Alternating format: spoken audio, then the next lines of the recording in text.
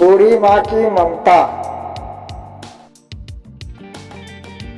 माँ की ममता की कहानी।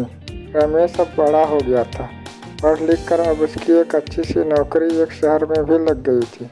कुछ दिनों के बाद उसके माँ बाप ने उसकी शादी एक सुंदर और सुशील लड़की से करा दिया, जो कि वह भी नौकरी करती थी। अब रमेश और पत्नी दोनों जॉब करते थे, एक साथ ही शहर में बस गए थे। कुछ दिनों के पश्चात रमेश के पिताजी भी अब इस दुनिया को छोड़कर चले गए। इसके बाद उसकी माँ एकदम से अकेली सी हो गई थी। इसके बाद कुछ दिनों बाद रमेश अपनी माँ को अपने साथ रहने के लिए शहर ले आया। इसके बाद शहर में आकर रमेश की माँ खुद को एकदम अकेले पाती थी। इस तरह उन्हें भी अच्छा नहीं लगता था, लेकिन एक माँ अपने बेटे की हमेशा खुशी ही चाहती है। सो धीरे धीरे वह शहर में रहना भी सीख गई थी। लेकिन रमेश और उसकी पत्नी हमेशा अपनी माँ को समझाते रहते थे कि ऐसा मत करो, ये मत करो। मतलब कि वे अपने आगे माँ को गांव की एक तरह से गंवार ही समझते थे।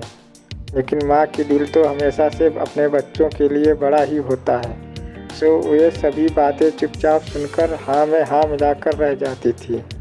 एक दिन की बात है, सुबह रमेश की पत्नी को ऑफिस जल्दी जाना था। सो वह सब कुछ जल्दी से तैयार करके रमेश का खाना पैक करके ऑफिस चली गई। फिर इसके बाद रमेश भी जल्दी जल्दी तैयार होकर ऑफिस निकल गया था। फिर कुछ समय बाद रमेश की माँ ने देखा कि उसका बेटा तो खाने का लंच बॉक्स तो घर पर ही भूल गया है। तो माँ ने बिना देर करते हुए फटाफट ऑफिस पहुँच गई और पास में एक कुर्सी पर बैठ गई, क्योंकि कंपनी में बाहर के व्यक्तियों को अंदर जाने के लिए मना था। सो फिर बेटे को दिक्कत ना हो इसलिए फ़ोन ना करके मैसेज किया।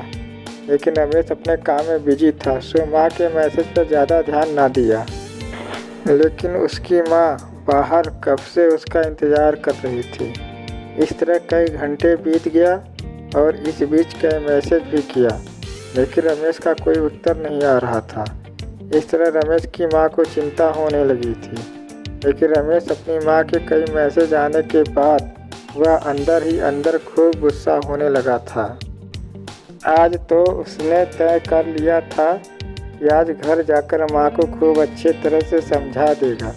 यह उसका गांव नहीं है जो कुछ भी मनमानी करती रहेगी।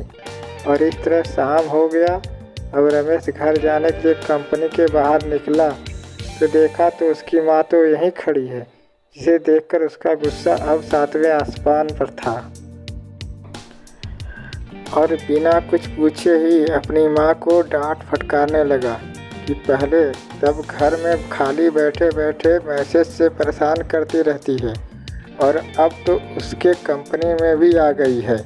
आखिर उनका यह गांव नहीं है जो मनमानी करती रहेंगी। यह सुनकर रमेश की माँ ने खाने का टिफ़िन रमेश की ओर आगे बढ़ा दिया, जिसे देखकर रमेश को अब समझते हुए देर न लगी कि वह अपना खाना भूल गया था, जिसे माँ ने उसे देने के लिए यहाँ आई थी।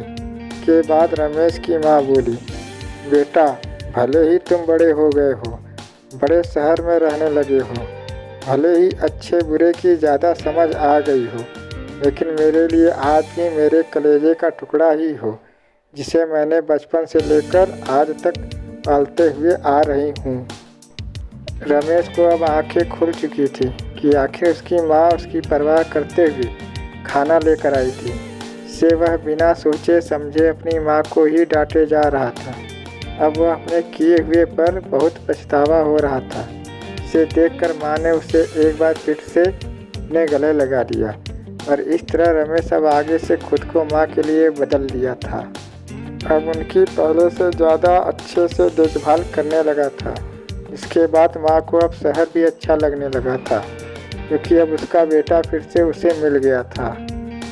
दोस्तों, इस कहानी से यही शिक्षा मिलती है कि एक तरफ जहाँ हम पढ़ लिख कर खुद को ज़्यादा ही समझदार समझने लगते थे, जिससे जाने अनजाने में माता पिता की बातों को गलत साबित करने में लग जाते हैं, लेकिन हम सभी यह भूल जाते हैं जिस माँ बाप ने अपने बच्चों को खुशियों के लिए अपनी खुशियों तक का त्याग कर दिए हों, वो भला माँ बाप अपने बच्चों को कैसे बुरा कर सकते हैं।